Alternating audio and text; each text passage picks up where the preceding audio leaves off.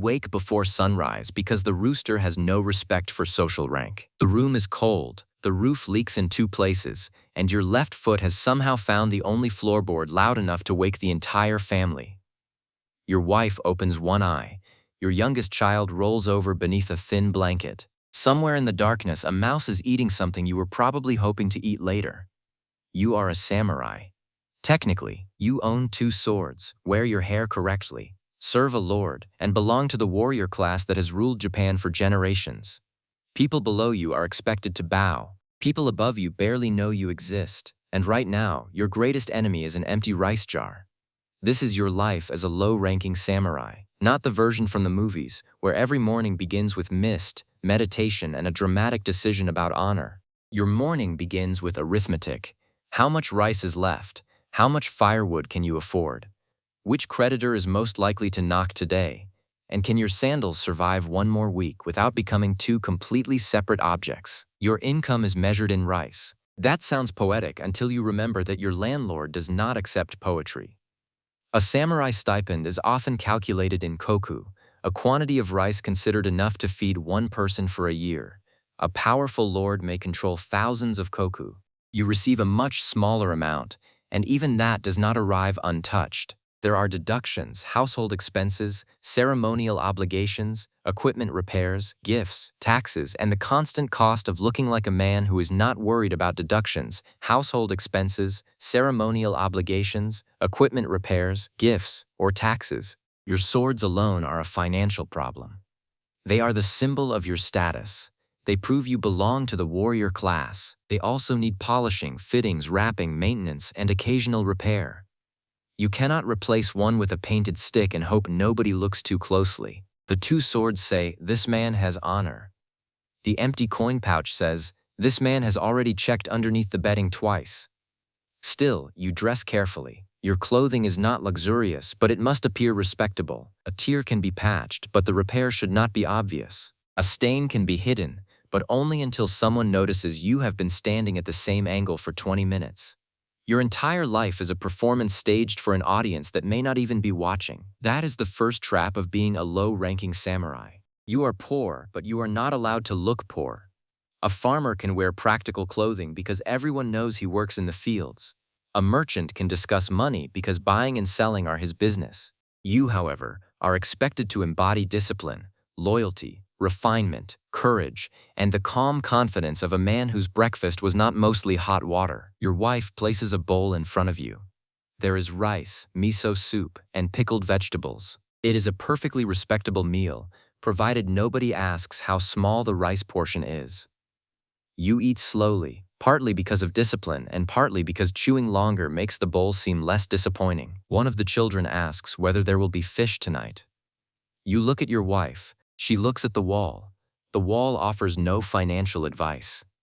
Then comes the debt notice. Your wife quietly slides it beneath the table with the skill of someone who has done this before. The paper comes from a local merchant who has been very patient, which is worse than if he were angry. Angry men can be avoided. Patient men keep records. You owe money for lamp oil, cloth, medicine, and firewood from the previous winter. The merchant is technically beneath you in the official social hierarchy. He is also richer than you, better fed than you, and currently financing your entire household. That is the second trap. The class system says you outrank him. The account book says otherwise. Later that morning, you leave for duty. You step into the street with your back straight and your expression calm. The same merchant is standing outside his shop. He bows because society says he must. You nod because society says you must. Both of you pretend the exchange is about respect and not the fact that he knows exactly how much you owe him. A real samurai day is not 8 hours of sword fighting. In fact, if you are sword fighting every day, something has gone extremely wrong with local administration. Most of your work involves paperwork. You may copy official documents, inspect storehouses, track supplies, supervise gates, carry messages, record taxes, or spend several hours sitting in a room while waiting for someone more important to need you. You trained with a sword for years so that one day you could become exceptionally skilled at recording how much rice was missing from a warehouse. The room where you work is quiet, far too quiet. A senior official sits at the front. He has a larger stipend, finer clothing, and the relaxed expression of a man whose roof probably leaks only for decorative purposes. You kneel. This is uncomfortable. You remain kneeling. It becomes more uncomfortable. You continue kneeling because rank is partly demonstrated by how long you can pretend your legs are still receiving blood. A document is placed in front of you. The figures do not match. 3 sacks of rice appear to be missing. You notice the mistake immediately. You do not mention it immediately. This is important. A low-ranking samurai must be observant, but not so observant that a superior feels corrected. You must be competent but not threatening, loyal but not completely invisible, ambitious but never impatient. Your entire career depends on mastering the ancient art of being useful without causing anyone important to lose face. So you phrase the problem as a question. The senior official studies the document, discovers the error you already discovered, and corrects it. You bow. He has solved the problem. Your promotion remains exactly where it was before, somewhere far above you, disappearing into the clouds. Promotion is possible, at least in theory. A superior might notice your work, a vacancy could appear, family connections might help, a minor miracle could occur. But rank is often inherited, offices are limited, and dozens of men are waiting for the same narrow step upward. Imagine a staircase where every step is occupied by someone whose father stood there before him. Now imagine being told to climb without appearing rude. At lunch, you eat rice and vegetables from a small container. Another samurai nearby has dried fish. You do not stare at it. You stare slightly beside it. He complains that the fish is too salty. For one brief moment, you consider challenging him to a duel. Not over honor, over gratitude. But duels are not casual events, and a low-ranking samurai cannot afford unnecessary trouble. A fight could damage your career, disgrace your household, anger your lord, and create expenses that your budget would regard as a personal attack. That is another surprise about your life. The swords at your waist do not make you free. They make every mistake more serious. A merchant can lose money. A farmer can lose a harvest. You can lose your name. Your actions reflect on your family, your ancestors, your superior, and your domain. A rude remark, public drunkenness, unpaid debt, neglected duty, or argument with the wrong person can grow into something much larger than the original mistake. So you learn to remain composed. Your posture stays rigid. Your tone remains measured. When a superior takes credit for your work, you say nothing. When a merchant reminds you about payment, your expression does not change. And when your child asks why richer families have sweeter food, you find an answer that does not reveal how much the question hurts. A low-ranking samurai may have little money, little influence, and almost no privacy, but he must always have a face. That face is calm. In the afternoon there is training. At last, something heroic. You practice sword forms, archery, spear techniques, riding, or matchlock drills, depending on the period and your responsibilities. Training remains important because peace does not remove the warrior identity. It only makes that identity more expensive to maintain. You may spend years preparing for a battle that never happens. Bows need strings. Weapons need cleaning. Armor needs repair. Clothing wears out. Even discipline comes with maintenance costs. You repeat the same movements again and again, because if war does come, nobody will accept the excuse that you were too busy balancing household accounts to practice. When training ends, you walk home through the town. The streets are crowded with merchants selling food, cloth, tools, paper, tea, sweets, and things you did not know you wanted until someone arranged them neatly in front of you. A wealthy merchant passes wearing expensive clothing. Officially, his social position is lower than yours. Unofficially, he could purchase your house, repair the roof, fill the kitchen with food, and still have enough money left to lend some back to you at interest. You resent this system. You also depend on it. That tension defines much of your life. The warrior class holds political power, but the economy increasingly belongs to people who understand money better than warriors who are paid in rice. As cities grow and commerce expands, merchants become wealthier while many samurai remain trapped on fixed stipends. Your income barely changes. Prices do. You are experiencing the historical invention of watching your salary become smaller without the number actually moving. By the time you return home, the roof is still leaking. This is disappointing because you had hoped it might repair itself out of respect for your status. Your wife has placed a bowl beneath the drip. The children are playing near the bedding. The room contains a cooking area, a sleeping area, a storage area, and unfortunately all three areas are the same area. Your wife tells you that the merchant visited. You ask what he said. She tells you he was very polite. This is devastating.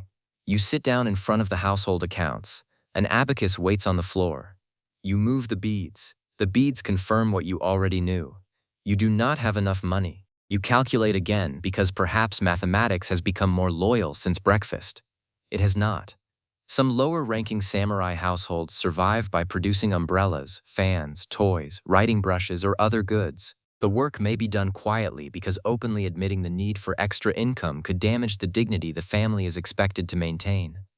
This produces one of the strangest images in samurai history. A man legally entitled to carry 2 swords may spend the evening making umbrellas because the umbrellas are doing more to protect his family than the swords ever have.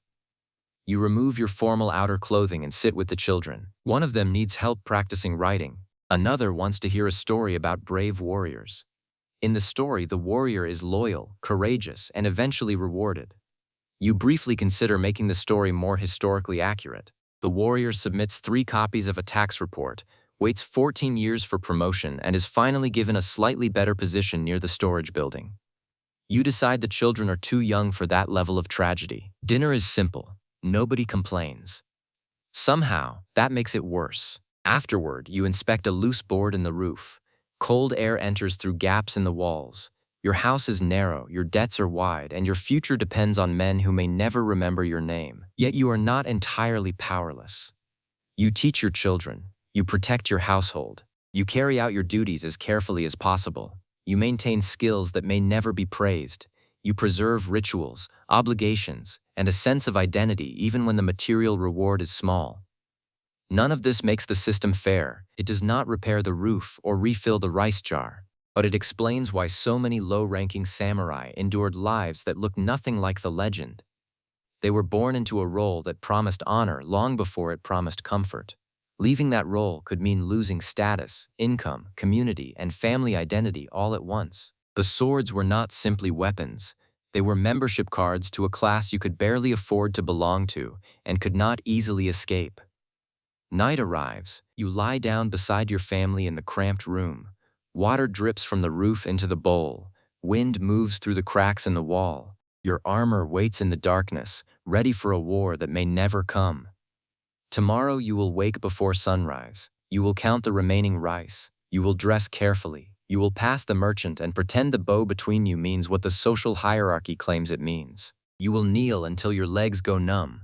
Correct mistakes without appearing to correct them. Train for violence. Avoid violence. Protect your name and make poverty look like discipline.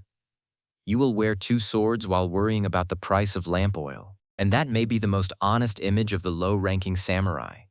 Not a fearless warrior standing alone beneath falling cherry blossoms. A tired man in a leaking house, sitting upright beside unpaid bills, trying to carry the weight of an entire social class on an empty stomach. The swords made him appear powerful.